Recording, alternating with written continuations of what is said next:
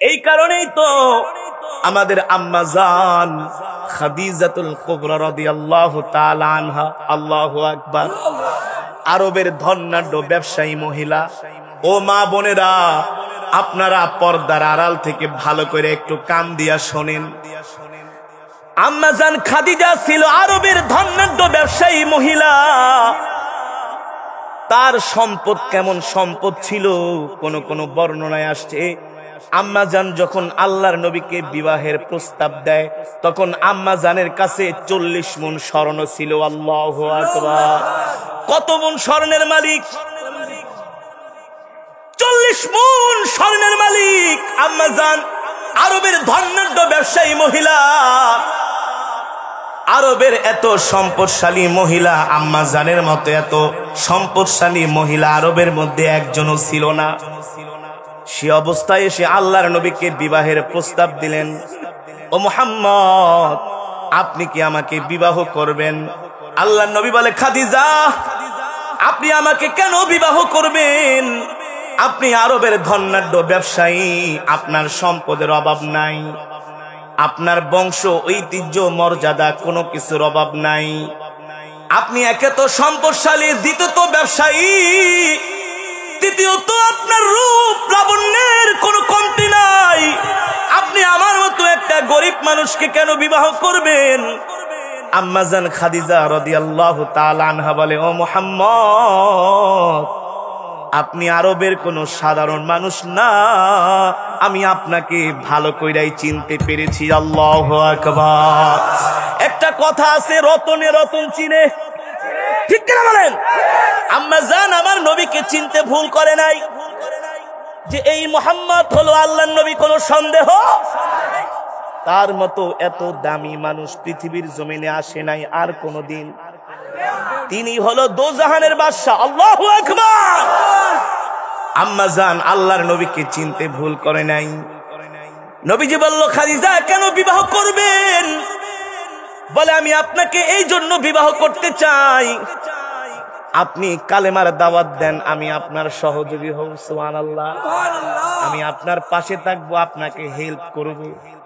আপনি কালেমার দাওয়াত দিবেন, আমি আপনাকে ভাত রান্না করে দিব, আপনার কাপড় ধুইয়া দিব, আপনার খেদমত করব। আপনি যদি চান আমি আপনার সহযোগী হইয়া আমিও খাদিজা কালেমার দাওয়াত দিব। আল্লাহু আকবার। আল্লাহর পয়গম্বরের সাথে আম্মা জানের বিবাহ হয়ে গেল। 40 মণ স্বর্ণ এনে আল্লাহর নবীর দরবারে হাজির করলেন। কোন বর্ণনায় আসছে এর চাইতে আরো যে সম্পদ ছিল এর চাইতে আরো বেশি দাম। আল্লাহু আকবার। সব সম্পদ দিয়া বললেন, ওগো আল্লাহর নবী, নেন, সম্পদগুলো আপনাকে দিলাম। সব সম্পদ আল্লাহর নবী পায়া সব সম্পদগুলো দ্বীনের রাস্তায় খরচ করে দিলেন। সুবহানাল্লাহ বলেন। নবীজি ঘরে যায়, দরজায় নক করার সাথে সাথে আম্মা জান ঘরের দরজা খুলে দেয়। শুধু 1 দিন 2 দিন 3 দিন 4 দিন না, এভাবে মাসের পর মাস। অনেক সময় নবীজি কালেমার দাওয়াত দেওয়ার জন্য দূর দূরান্ত যায়।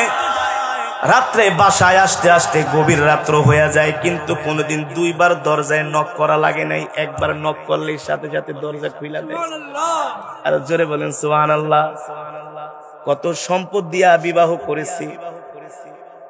আল্লাহর নবী জিজ্ঞেস করে, একদিন ঘরের ভিতরে ঢুকে আম্মা জান খাদিজা তখন ঘরের দরজা খুলে দিলেন। পয়গম্বর বলে, খাদিজা রে, আজ পর্যন্ত ঘরের দরজায় 2টা নক করা লাগে নাই, 1 নককেই তুমি দরজা খুলে দিছো এক আওয়াজে। কারণ কি? তুমি কি রাত্রবেলা ঘুমাও না? আম্মা জান খাদিজা বলে, গো আল্লাহর পয়গম্বর, খোদার কসম করে বলি, আমি আপনাকে বাহিরে রাইখা আমি খাদিজা ঘুমাইতে পারি না। কারণ সব সময় আমি চিন্তায় থাকি কোন সময় না কাফেরেরা আমার স্বামীর উপরে আক্রমণ করে। আপনাকে ঘরে রাইখা আমার ঘুম আসে না। হঠাৎ করে আল্লাহর নবী আম্মা জানের দিকে তাকায় দেখে আম্মা জান যে কাপড়টা পরিধান করেছেন এই কাপড়টা এমন সিরা সিরেছে, ছিটতে ছিটতে ওই কাপড়ের মধ্যে এখন আর তালি দেওয়ারও জায়গা নাই। এই দৃশ্য দেখে নবীজির চোখ দিয়া টপ টপ করে পানি পড়তেছে। আম্মা জান নবীকে জড়ায় ধরলেন, ওগো প্রাণের স্বামী, আপনি কি আমার কোনো আচরণে কষ্ট পেয়েছেন? আপনি কান্না করেন কেন? আপনার চোখের পানি আমি খাদিজা সহ্য করতে পারি না। আমি কি আপনাকে কোনো কষ্ট দিয়েছি, কোনো বেয়াদবি করেছি কিনা? আপনি কেন কান্না করতেছেন? রাহমাতুল্লিল আলামিন বলে, খাদিজা, তুমি আমাকে কোনো কষ্ট দাও নাই। তুমি যে কাপড়টা পরিধান করেছো এত ছিঁড়া ছিঁড়েছে, এত তালি দিয়েছো, এর মধ্যে এখন আর তালি দেওয়ার কোনো জায়গা নাই। তুমি আজ পর্যন্ত কেন বলো নাই তোমার কাপড়ের প্রয়োজন? এই কথা কেন আমাকে একবারও জিজ্ঞেস বললা না? আম্মা জান বলো, গো আল্লাহর নবী, আমি জানি আমার স্বামীর পকেটে পয়সা নাই।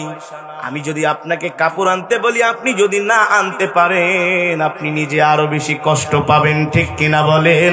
এই কারণে আমি আপনাকে কোনোদিন কাপড়ের কথা বলি নাই। এই কথা শোনার পরে আল্লাহর নবী বলে, খাদিজা, 40 মণ স্বর্ণ নিয়ে আমাকে বিবাহ করলা, একদিনও জিজ্ঞেস করলা না ওই সম্পদগুলো আমি কি করেছি? আম্মাজান খাদিজা বলে, আমি জানি আমার প্রাণের স্বামী ওই সম্পদগুলো আল্লাহর রাস্তায় দান করে দিয়েছি। আল্লাহু আকবার। ও মা বোনেরা, আম্মাজান খাদিজা কেমন ছিলেন? এত সম্পদ নিয়ে আল্লাহর নবীর সাথে বিবাহ বন্ধনে আবদ্ধ হলেন। কোনদিন আল্লাহর নবীকে জিজ্ঞেস করে নাই সম্পদগুলো কোথায় কি করছেন? সব আল্লাহর নবী দান করে দিয়েছেন। এবার আল্লাহর পয়গম্বর বলে, খাদিজা, তোমার এই সিরা কাপড়, তালিওয়ালা কাপড় দেখে আমি সহ্য করতে পারি না। আম্মাজান খাদিজা আল্লাহর নবীর হাত দুইটা ধরে বলে, ওগো নবীজি, আমি আপনার কাছে কোনো শাড়ি চাই না, গয়না চাই না, বাড়ি চাই না, সম্পদ চাই না, কিছুই চাই না। তবে আপনার কাছে আমি একটা জিনিস চাই। আল্লাহর পয়গম্বর বলে, খাদিজা, কি চাও, কি চাও? বলে, আমি আপনার কাছে 3টা জিনিস চাই। আল্লাহর পয়গম্বর বলে, বলো খাদিজা, তুমি 3টা জিনিস কি চাও? মাজান বলে, ওগো নবীজি, আমি কবরের আযাবকে খুব ভয় করি। ওই কবরে আমি একা একা কিভাবে থাকবো, এই চিন্তা, এই পেরেশানি আমি ঘুমাইতে পারি না। আল্লাহু আকবার। আমাদের আম্মা জান আল্লাহর পয়গম্বরের প্রথম স্ত্রী। আল্লাহু আকবার। যার জন্য আল্লাহ জান্নাতটা রেডি করে রেখেছেন, সে আম্মা জান খাদিজাতুল কুবরা রাদিয়াল্লাহু তাআলা আনহা বলেন, আমি তো কবরের আযাবের ভয়ে রাত্রিবেলা ঘুমাইতে পারি না। সব সময় আমি টেনশনে থাকি কবরের আযাব নিয়া। তবে আপনার কাছে আমি 3টা জিনিস চাই, আপনি দিবেন কি দিবেন না? সরকারে দো আলম বলে, খাদিজা কি চাও? বলে, ওগো আল্লাহর নবী, আমি যখন ইন্তেকাল করব, আমার ইন্তেকালের পরে আপনি বাজার থেকে কোনো কাফনের কাপড় কিনে আনবেন না। আপনার এই গায়ের জুব্বাটা দিয়া কাফনের কাপড় বানায় আমাকে দাফন দিয়া দিবেন। আল্লাহর নবী বলে, যদি আমার গায়ের জুব্বা দিয়া তোমাকে কাফনের কাপড় পরায় দাফন করি তাহলে কি হবে? আম্মা জান বলে, আমি বিশ্বাস করি, আমি জানি জাহান্নামের আগুনের এত বড় সাহস নাই যার শরীরের মধ্যে আল্লাহর নবীর জুব্বা মুবারক থাকবে, আর জাহান্নামের আগুন আল্লাহর নবীর জুব্বায় আগুন ধরাবে, এত বড় সাহস জাহান্নামের আগুনের হতে পারে না। আল্লাহু আকবার। জোরে বলেন আল্লাহু আকবার। ওগো আল্লাহর নবী, এই কারণে আপনার গায়ের জুব্বাটা আমার শরীরে পরায় দিবেন, যাতে জাহান্নামের আগুন আমার শরীরে স্পর্শ করতে না পারে। আল্লাহর নবী বলল, ঠিক আছে খাদিজা, তোমার এই আবদারটা আমি রাখলাম। 2 নম্বরে কি চাও? আম্মা জান খাদিজা বলে, ওগো আল্লাহর নবী, আমি যখন ইন্তেকাল করব, যেই কবরের ভিতরে আপনি আমাকে দাফন করবেন, ওই কবরের ভিতরে আপনি নিজে স্বয়ং নামবেন, আর নেমে চতুর্পাশে একটু হাঁটবেন। আল্লাহর নবী বললে, কেন খাদিজা? আম্মা জান বলে, আমি আল্লাহর কোরআনের মধ্যে পড়েছি, আমি আপনার মুখে শুনেছি, যার আমলনামা খারাপ হবে কবরের মাটি তাকে চতুর্পাশ থেকে চাপা দিবে। ঠিক কিনা বলে? এমন চাপা দিবে শরীরের হাড্ডি গুড্ডিগুলো একাকার করে ফেলবে। ওগো আল্লাহর নবী, আপনি আমাকে যেই কবরের মধ্যে রাখবেন ওই কবরের চতুর্পাশে আপনি একটু হাঁটবেন। আল্লাহর নবী বলে, কেন হাঁটবো?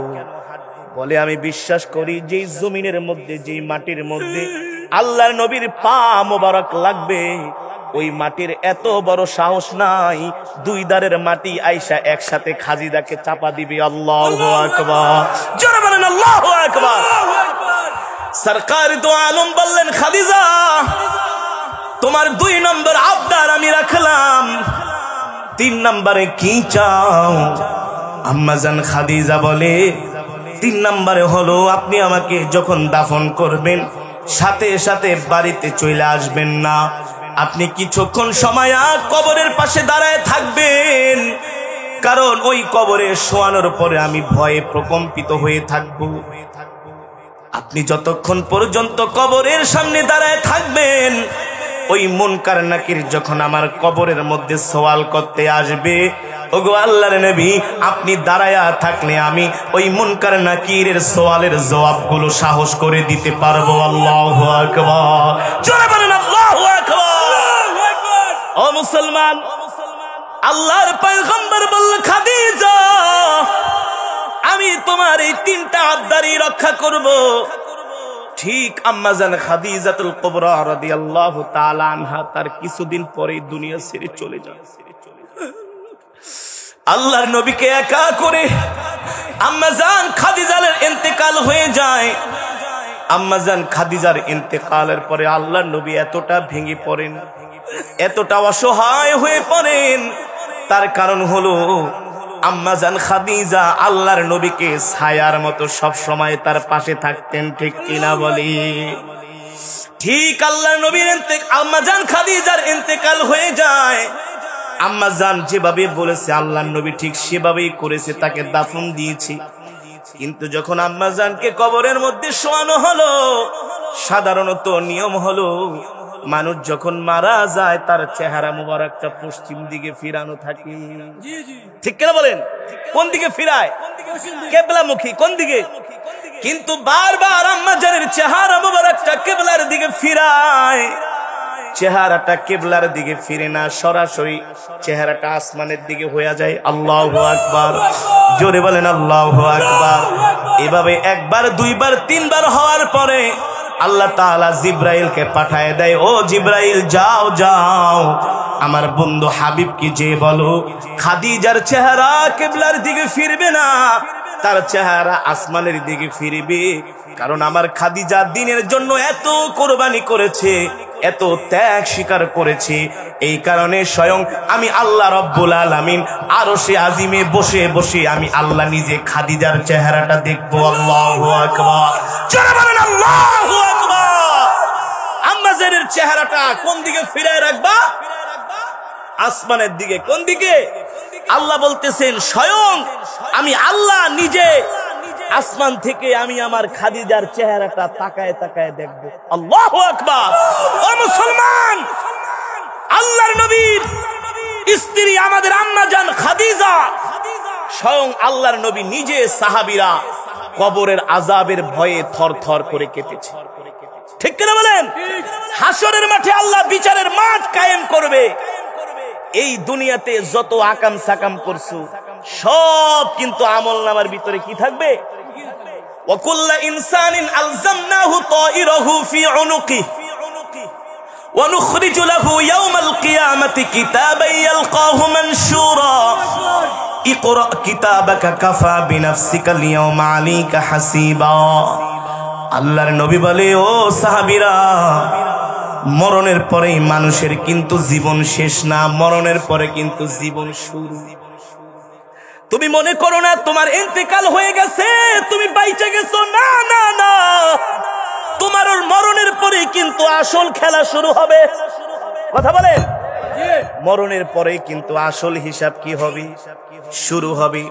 আল্লাহ হাসরের মাঠে আপনাকে আমাকে উঠাবে, আর সবার গলার মধ্যে আল্লাহ তাআলা আমল নামাটা ঝুলায় দিবে। কি করবি?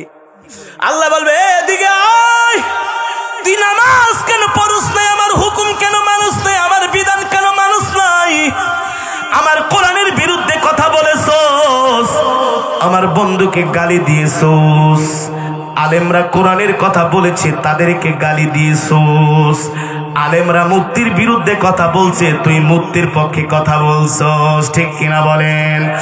আলেমরা ইসলামের পক্ষে আওয়াজ তুলছে, তুই আলেমদের উপরে অত্যাচার করছস। বলবে আল্লাহ আমি গেলা কিছুই, অস্বীকার করবি। কি করবি? অকুল্লা ইনসানিন আলজামনাহু তাইরাহু ফি উনুকি। এই অবিশ্বাসীরা শুনে রাখো ভালো করে, আমলনামা বুকের ভিতরে ঝুলবে। আল্লাহ বলবে তোর আমলনামা তুই নিজেই পড়। ইকরা কিতাবাকা কাফা বিনাফসিকা আল-ইয়াওমা আলাইকা হাসিবা। তুই তোর আমলনামা নিজেই পড় আর নিজের হিসাব নিজেই কর, জীবনেতে তুই কি কি করছস না করছস।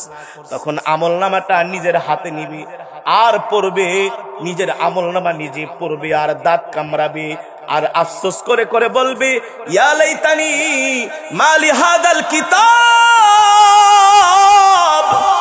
লা ইউগাদিরু সগীরাতান ওয়ালা কাবীরাতান ইল্লা আহসাহা ওয়া ওয়াজাদু মা আমিলু হাদিরা ওয়ালা ইয়াজলিমু রাব্বুকা আহাদা।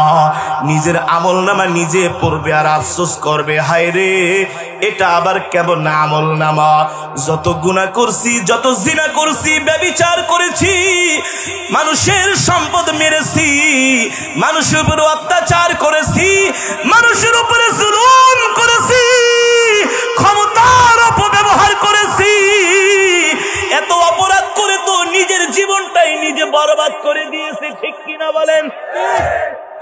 ওই সময় আফসোস করবি, কিন্তু আফসোস করলে আর কোনো। আল্লাহ বলে এতদিন আমি দুনিয়ায় ছিলাম রহমান, দুনিয়ায় ছিলাম রহিম, আজকে আমি হাসরের মাঠে হয়ে যাব কহার। কি হয়ে যাব? আল্লাহ বলে তোদের কোনো কথা শোনা হবে না। ওই দিন তারা আফসোস করবে আর বলবে, হায় রে হাসানপুর দারুল উলুম কওমি মাদ্রাসার মাহফিলে হুজুরে আয়েশা বারবার বইলা গেছে, জিনা করিস না, গুনাহ করিস না, মদ খাইস না, মানুষের সম্পদ মেরে খেও না, মানুষের উপর অত্যাচার করো না, ক্ষমতার অপব্যবহার করো না, মানুষের উপরে জুলুম করো না, আল্লাহর কোরআনের বিরুদ্ধে কথা বলো না,